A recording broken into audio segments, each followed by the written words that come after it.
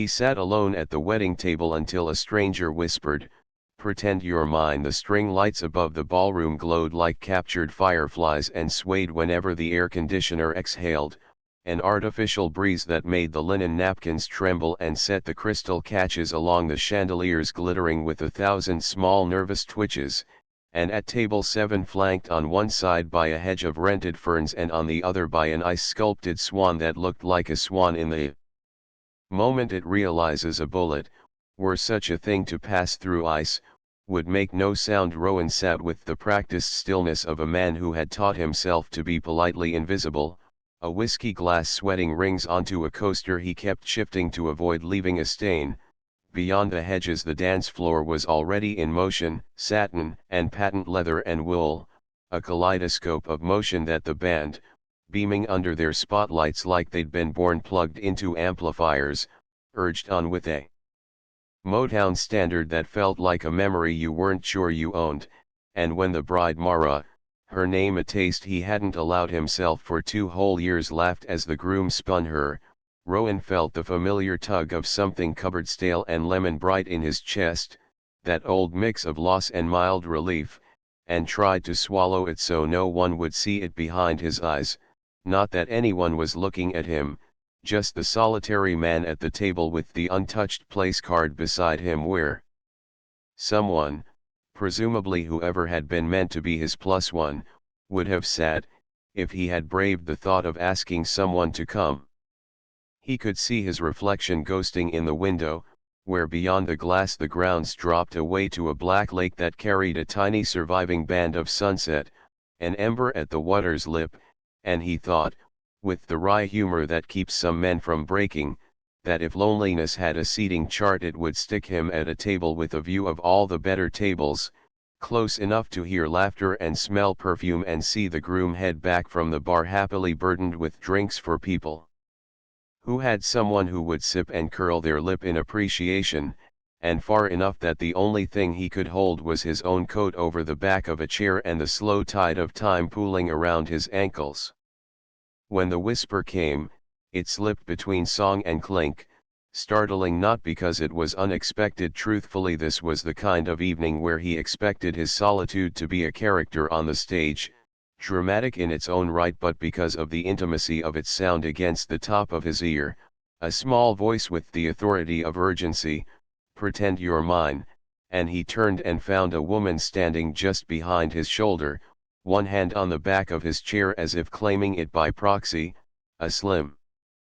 figure in a navy dress that flashed like midnight velvet when she moved, her hair caught up with a silver comb shaped like a laurel leaf, the kind of practical adornment that suggested a certain efficiency under the elegance, and her eyes sharp, luminous, assessing, made him think of stained glass with the sun behind it. She smiled without showing teeth and hovered like a wasp deciding where to land, and Rowan, who had dodged a dozen small kindnesses all night, nodded as if agreement had been a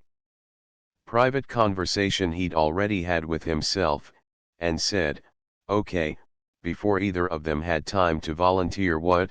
exactly, pretending meant. "I'm Maeve," she said, making a decision, and slipped into the empty chair, palm up on the table like she was setting down a wager no one else could read, and when his fingers instinctively curled around hers, as if startled into warmth, he felt how cool her skin was, the kind of cool that betrays a person who's been standing alone cutting through a crowd like a secret, and she squeezed once, hard, and added in a breath that was almost a laugh, "You don't even want to know why," and then her eyes flicked over his shoulder with a look he recognized because it was the same one he'd directed at his own reflection earlier, that peculiar longing to be misseen as fine, to be mistaken for happy, to blend into the good. He managed to find his own name as if fishing it up from a pocket where he kept business cards and lint, Rowan, and because it felt like pretending needed a script, he offered his shorthand, tallish, brown hair cut like a negotiation with the barber, a suit he had inherited from himself at 29 when he believed in spending money on things that lasted, and a mouth that, when it smiled, seemed to do so from a distance, as if it was on a call he had to take, but Maeve didn't look at him. Like a summary was necessary. She tilted her face slightly, letting her laurel comb catch the chandelier light, and with a tiny nod at the dance floor said, "The man in the charcoal suit near the bar, the one with the napkin sticking out of his breast pocket like he didn't want to use it, he's heading this way, and if I have to have a conversation with him I'll end up saying the thing I promised myself I wouldn't, so," and she leaned closer, the scent of orange blossom and rain wetting his eyes, and whispered, "You and I met at a bookstore, we both reached for the same damaged copy, it was a first edition of something important, we laughed, we said we'd take turns reading it aloud in the park, and now here we are, 2 months later, you're amazing, you make coffee that tastes like a decision made at midnight, and the man in the charcoal suit can find someone else to impress," and Rowan, who had always thought pretending was the province of extroverts and liars, discovered a shelf of improvisation he didn't know he owned. "It was Gabriel Garcia Marquez," he said, "and you almost didn't let me have it because you thought I'd never read a sentence out loud that I couldn't make sense of, but I did, I read them all and I still dream about bees falling from the ceiling," and Maeve's surprise flickered into a grin that had to be hidden behind the wine glass she brought to her lips, and he realized with a jolt how easily his mouth had found a story that a minute ago didn't exist, how natural it felt to color a blank with the shape of a better night. The man in charcoal, napkin breasts square like a flag of truce, did arrive, his face one of those handsome arrangements that forgot itself and slipped into smirk, and Maeve's fingers tightened around Rowan's until he could feel the pulse of her forefinger beating a small war drum against his ring finger, and with the reflex of someone who'd been on the receiving end of many fake smiles, Rowan stood and said, with a politeness that had weight, "We were just saying we should go find the photo booth, Maeve looks best in black and white, it was how we met, didn't we, in a book that forgot it wasn't a photograph," and Charcoal Suit's jaw did something cousin to a flinch, and his eyes landed on their joined hands, and he smiled like someone who can afford patience and said, "Is that so?" But he said Maeve's name with an arc of proprietary familiarity that turned her spine into something steel, and she said, bright and fake and razor thin as tinsel, "Elliot, yes, this is Rowan, we were just going to," and then she was standing, her hand tugging Rowan away from the table, and Rowan was moving, letting his body be steered, the whiskey glass abandoned like a prop in a play where he had just discovered he could be written into the second act, and Elliot watched them pass with the look of a man who believed the present was a misprint that would be corrected once the publisher looked again.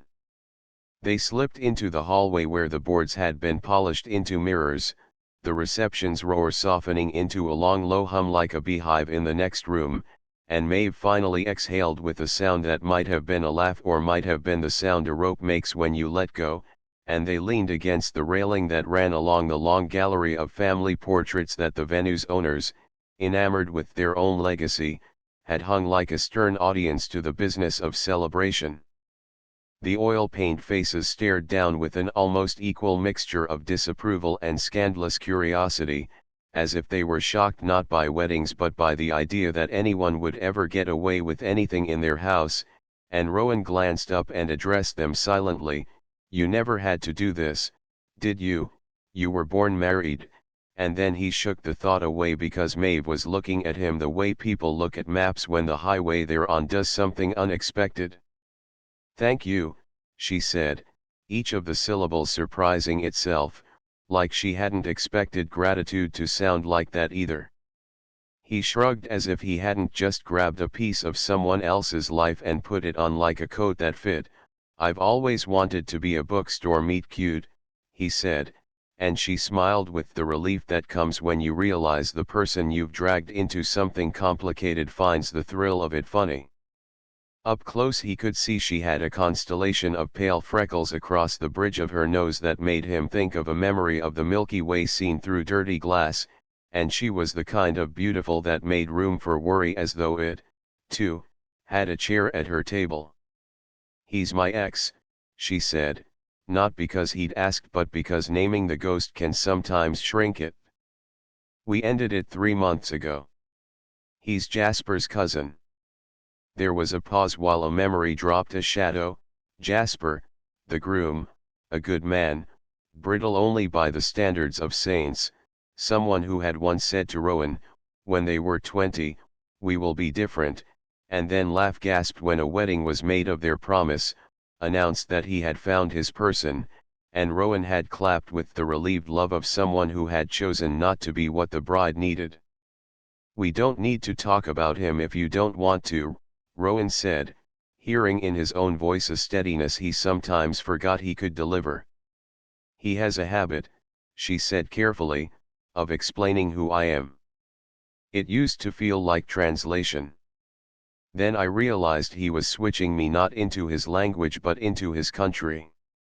The band swelled in the ballroom, and through the doorway Rowan could see Mara being swung by a circle of ants, her veil catching on someone's bracelet and then freeing itself with a sigh, and he felt a sudden fondness for everything that breaks and mends all night long. "We can keep pretending," he said, and felt the thrilling click as something inside him decided to follow through.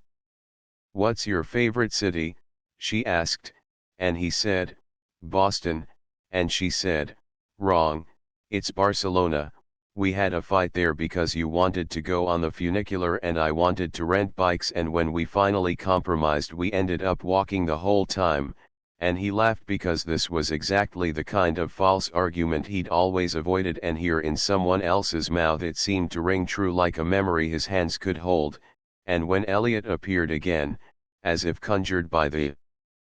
playlist, standing at the end of the hall with a face like a password that used to open everything, Maeve lifted Rowan's hand to her shoulder and stepped into him like an answer. There was a knowingly theatrical glimpse of the two of them to the wedding. People looked up and smiled and then looked back at their own small dramas, because weddings, like cities, hold entire lives in a single night. They made it to the photo booth, which had been set up in a corner of the ballroom under a garland of ivy and warm bulbs that made everyone who stepped into its midnight curtain look like a celebrity surprised by joy. Inside, they were suddenly alone in a velvet cocoon that smelled faintly of old cartons and new perfume, and Rowan, who hadn't had his picture taken in years unless he was a blur behind a birthday cake, found himself sitting shoulder to shoulder with a stranger who wasn't a stranger anymore, the two of them grinning at the little lens like a secret they were about to share, and the machine's countdown blinked 3-2-1, and Maeve said, "Look terrible," and he crossed his eyes and she jutted out her chin like a statue of a general, and then the next frame was laughter, unguarded, and the next a sudden, almost tender surprise as she turned her head and he followed, not a kiss, not even an almost, but a kind of alignment, and in the last their foreheads rested together. And the flash went off like a small compressed star, and when they emerged blinking into the dance glow she tucked the strip into her clutch without looking and said, "Insurance," and he had the childish desire to ask for a copy. It had been so long since he had wanted something silly for its own sake that the wanting itself felt like a gift. The band segued into a slow song as if they had been taking cues from the booth, and people found the partners they meant to find, except for a few young cousins who slid in pairs of cousins into the middle and swayed together because not dancing at a wedding is its own kind of private hunger, and Rowan offered his hand the way you do when you have been granted permission to be someone else for a few hours, and Maeve accepted it as if continuing a sentence she had begun on a balcony years ago in a city neither of them had visited. They moved into the tide of bodies, a slow current, his palm on the small of her back where the zipper of her navy dress made a neat line like a zipper in an evening sky, and they swayed near the edge of the floor, close enough to see Mara's eyelashes when she closed her eyes against Jasper's collarbone and far enough to see the cousins swap partners and make themselves a little island of laughter. "How do we end this?" he asked, and immediately wished he could take the words back out of the air and rearrange them, but Maeve, unoffended, made a small hum and said, "You mean tonight?"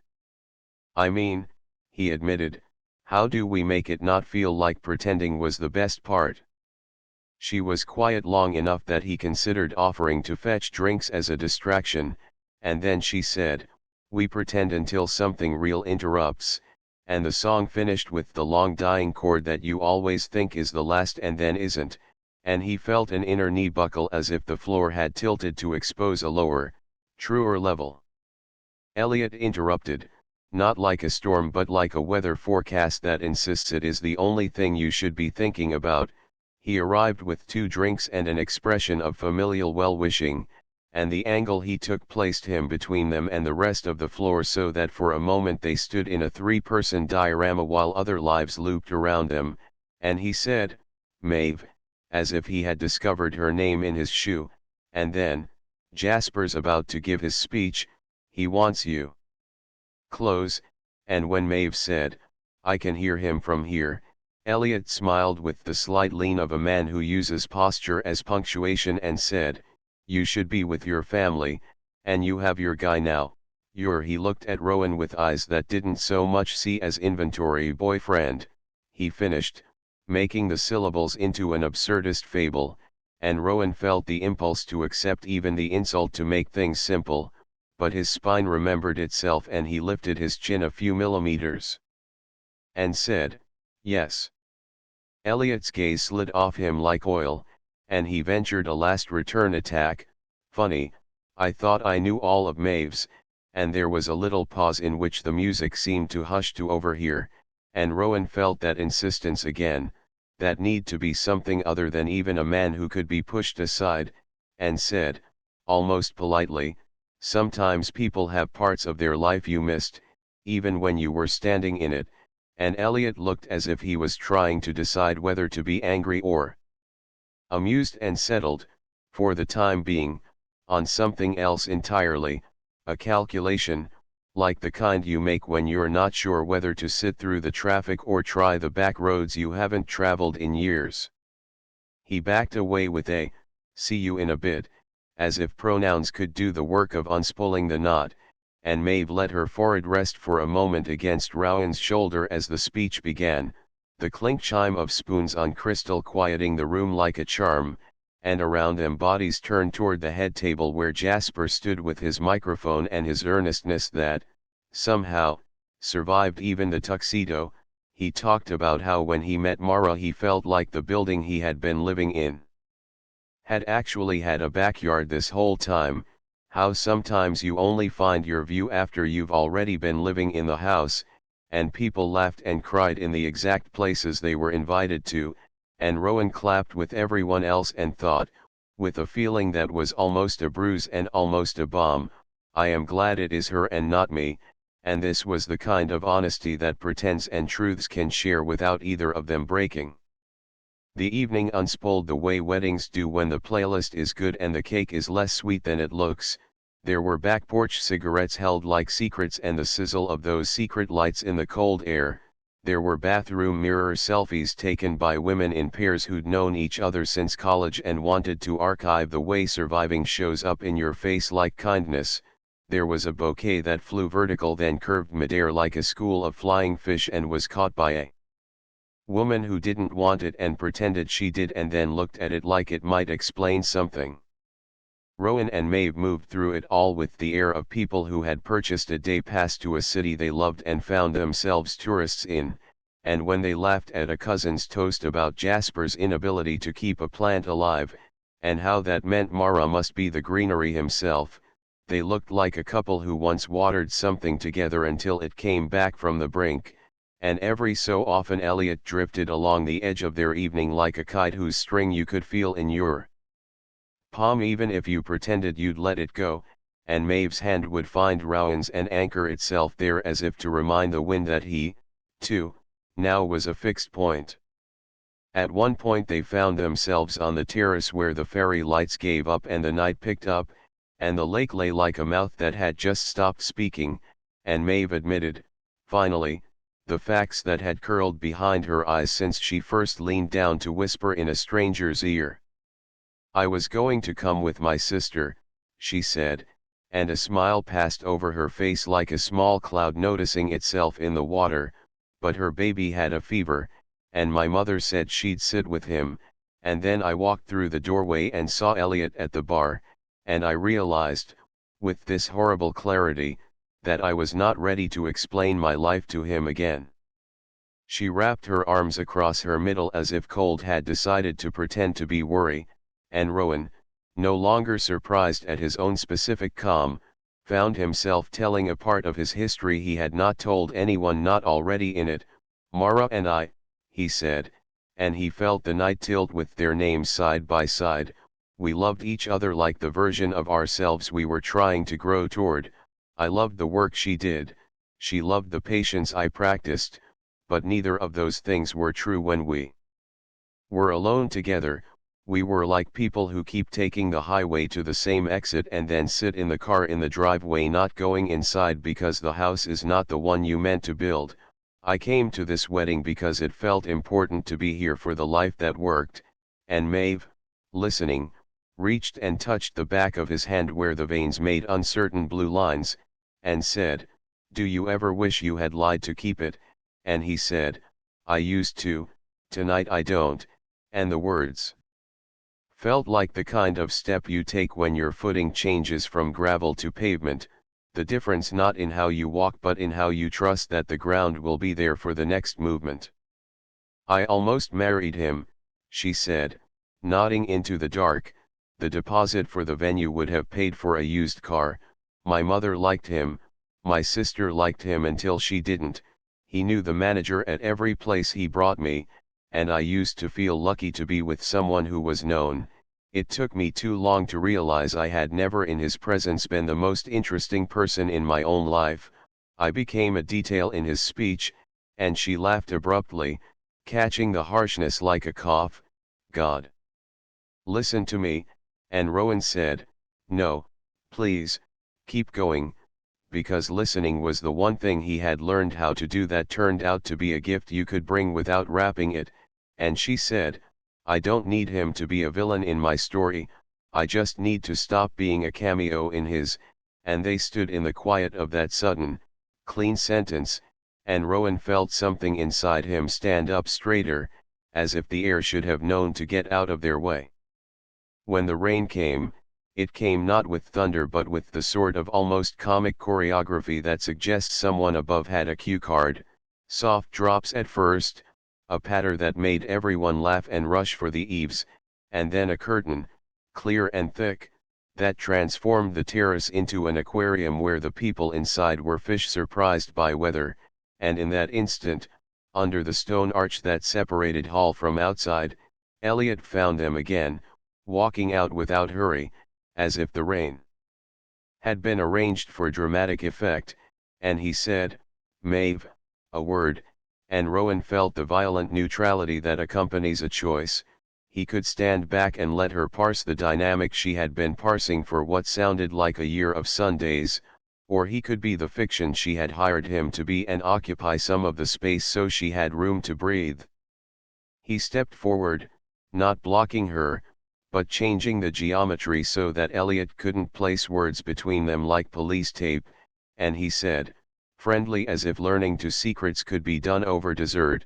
"We were just getting another picture taken," and Elliot gave a humorless little chuckle and said, "Of course you were, I just wanted to say," and then he looked at Maeve with a directness that felt like a draft. "I know you're doing this to make a point, and I respect the attempt,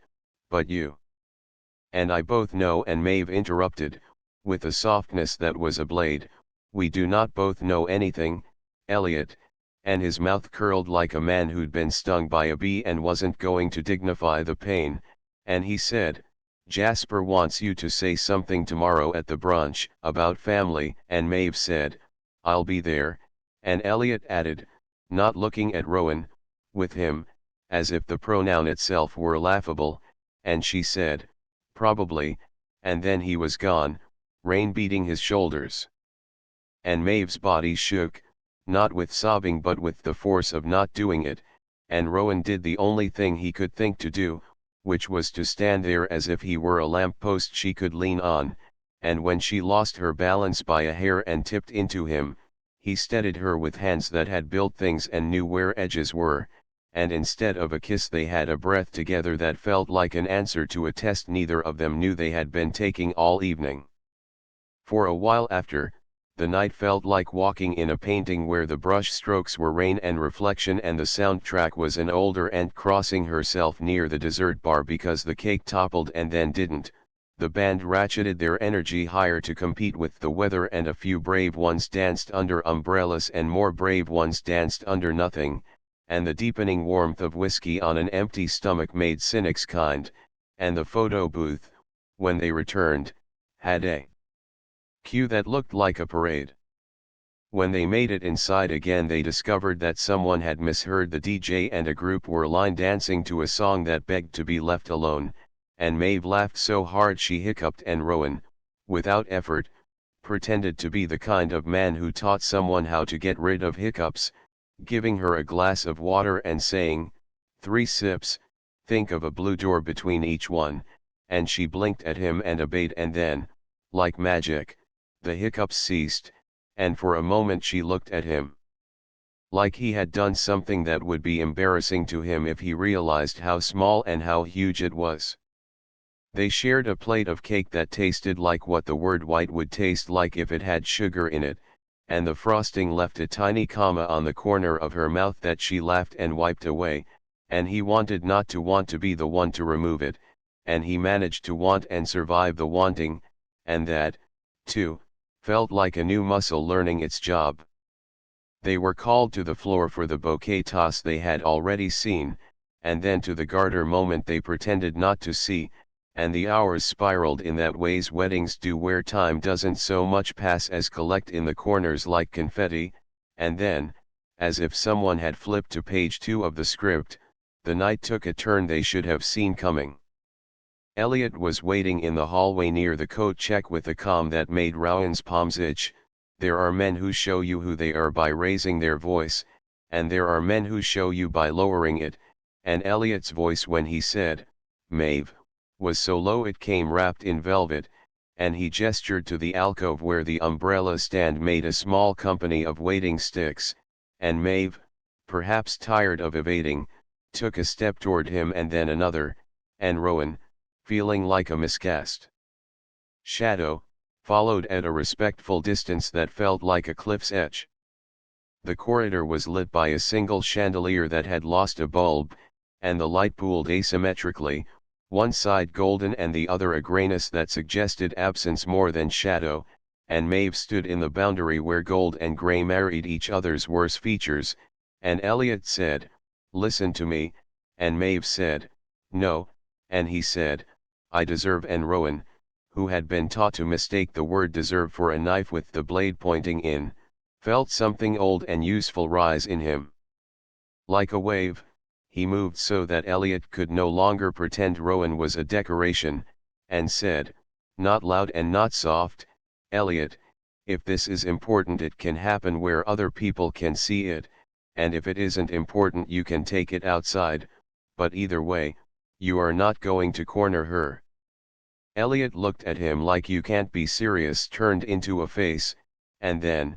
because monologues are sometimes easier when addressed to a witness, said, do you know how much I put into us, and Maeve barked a laugh that had no humor in it and said, you put into a picture of us, I was a background, and he said, you left without letting me fix it, and she said, you are not a mechanic because I am not a car, and Rowan didn't touch her but stood near enough that if gravity decided to assist, he would be in the way of her falling. The sound of the hall muted into a hum as if the building itself knew the words that mattered were being said in the blue silver of the underlight, and Elliot took one step, the kind of step men take when they believe their bodies can still win them what their words have lost, and Rowan raised a hand palm out and said, no, and felt like a door with his own handle, and here is the thing. Elliot stopped. He stopped because, perhaps, in that moment he saw that the narrative had shifted 1 degree to the left and the old muscle memory could not carry him where he wanted to go without an audience willing to applaud, and without that applause he was only a man in a hallway with rain on his shoulders and an umbrella that wasn't his. A small silence, a tiny sound of air rearranging itself, and then Elliot, needing to reassert normalcy lest he feel the wobble, stepped back and said, to Maeve, "You've changed," and she, choosing her body again, said, "I've noticed," and then Elliot made the most dangerous joke he could find to cover his retreat,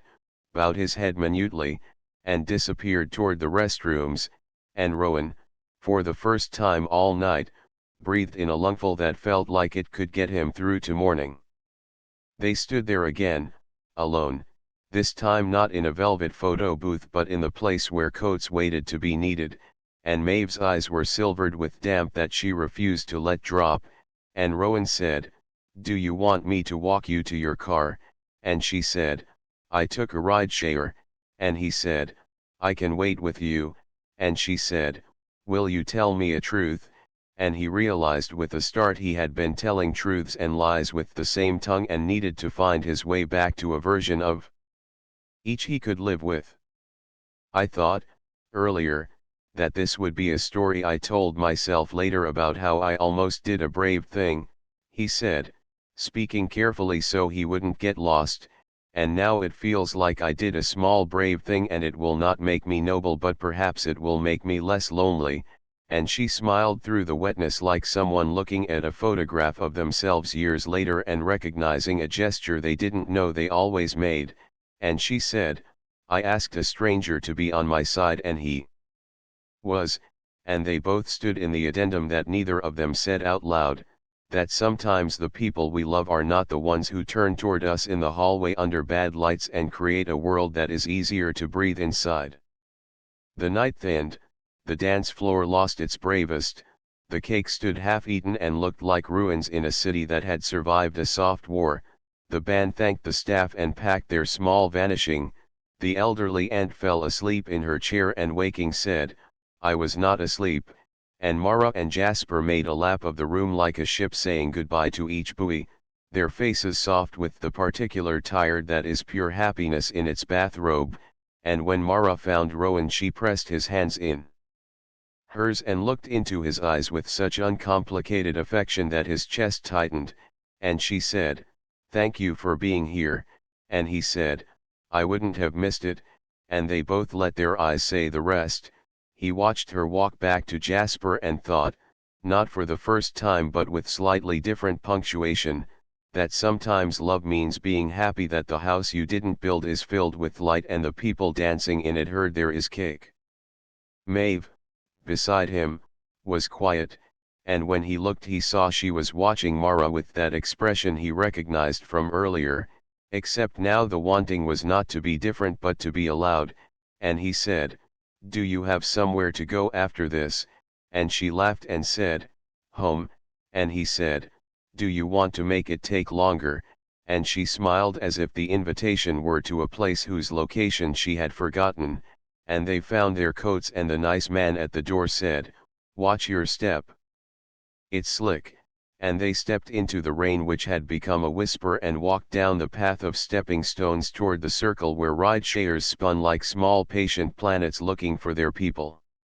They ended up in a diner not far from the venue because it was the kind of place that knows how to be open when everything else is closed and because it had windows that reflected the world back to you with forgiving lighting, and because the waitress, whose name tag read Sonia, poured coffee as if she could be convinced to let you live another hour if you flattered her coffee enough, and they sat in a booth and let their coats steam into the vinyl, and they ordered pancakes at 1 in the morning because pancakes at 1 in the morning is how you tell yourself you walked out of the movie and into the sidewalk and survived.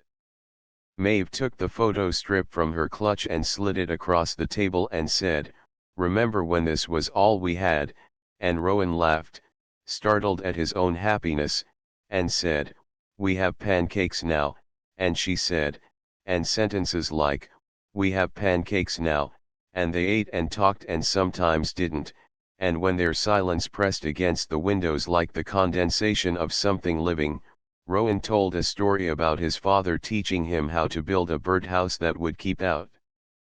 the rain, and Maeve said, he liked finches but pretended it was all birds because he thought being specific made him sound weak, and Rowan said, he loved orioles actually, and she said, of course he did, that color, that insistence, and he felt for a moment like he had been seen by a person who had watched his memories grow, not the person who had starred in them but a better occupation altogether, and he returned the favor by wanting to know who she had been at 20, at 8, at 30, who she wanted to be when she was 60, whether she would still be asking people like him to pretend or whether she would have forgotten how. When they left the diner, the rain had decided to become mist and then a suggestion and then a ghost of itself, and the street lights made halos on the asphalt like the places angels fell to practice, and the sky had a seam along the horizon where morning had tucked its foot like someone getting ready to stand. They walked along the edge of the parking lot because there was nowhere else to go, and when they stopped it was because stopping felt less like an accident and more like a decision, and they faced each other like two small countries, and Maeve's face, stripped of the performing she had had to do all night, had become several things at once, tired, yes, and also alive in the ways faces are when they haven't decided yet which of the day's promises to keep. Thank you, she said, again, the words bare now, not the formal ones you give to people who hand you napkins and not the dramatic ones you reserve for those who drag you to the edge of a cliff and teach you to build a bridge, and Rowan said, what for, specifically? Because I like specificity, and she laughed, not expecting him to keep being himself even after all this, and she said, for letting me be myself for 30 seconds at a time until all the 30 seconds added up to an hour, and he said, you are welcome, and then they were quiet and then not, and she said,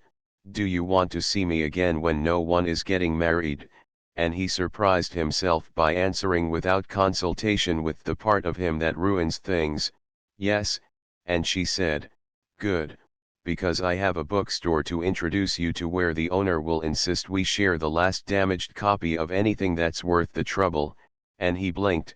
thrilled at the neatness with which the joke had become a handhold. And he said, and Barcelona, and fights about transport, and she said, we will walk, and he said, we will walk, and then, because the movie needed to end, they hugged like people who have learned that bodies sometimes can do what words can't, and he felt the press of her against him like an argument for gentleness, and then they separated with the identical awkwardness of people trying to end something that doesn't want to be ended, and as she slid into the back of the rideshare she looked out the open window and said, see you at brunch if your bravery holds, and he said, I'll bring courage and croissants, and she laughed as the car pulled away and held up the photo strip between two fingers like a flag of a country that didn't yet have a map. Rowan stood under the dimming streetlight until the car had become a red dot, and then he realized his shoulders had dropped in a way they hadn't in months, and he wanted to tell someone, not the story, he wanted to keep the story for a day or two, press the spine gently so it wouldn't crack, but the feeling, the exact temperature of the evening, the way pretending had opened a door and, surprisingly, not to something false but to a room he recognized, and so he did what people do when they need to carry something without dropping it, he put his hands in his pockets and started walking. The wedding would be cleaned up in an hour, the floors swabbed of whiskey and rainwater and 1,000 small souvenirs, the back of his chair returned to storage, the place card he had pocketed on a whim folded into his wallet and looking like a confession. Mara and Jasper would be asleep somewhere with the soft smile of people who had just signed a lease on a future. Elliot would sit somewhere narrating his evening as a story in which he had been wronged but not wrong. Maeve would slip her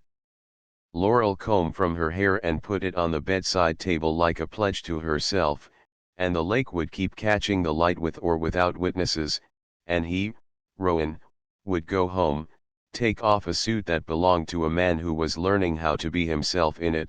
and set his phone on the nightstand and look at it as if it might pick itself up and dial a bookstore. In the morning the light would come in through his blinds like a timid party-goer, and the coffee would taste like a decision made at midnight and then remade at 8, and if he got into his car and drove across town to a brunch he would do it not because he was pretending to be brave but because he had discovered the trick is to pretend until something real interrupts, and then to let the real, when it arrives, be simple, and he would walk in and Maeve would see him and he would not mistake the lift of her eyebrows for permission, he would know it was welcome, and he would hand her the small paper bag where 2 croissants inside bumped shoulders and she would open it with a ceremony appropriate to the occasion and then he would find the corner of a long table, not table 7, not an island, and sit down and discover, for the first time since he had walked through a set of doors into a room where everyone seemed to belong, that he, astonishingly, did.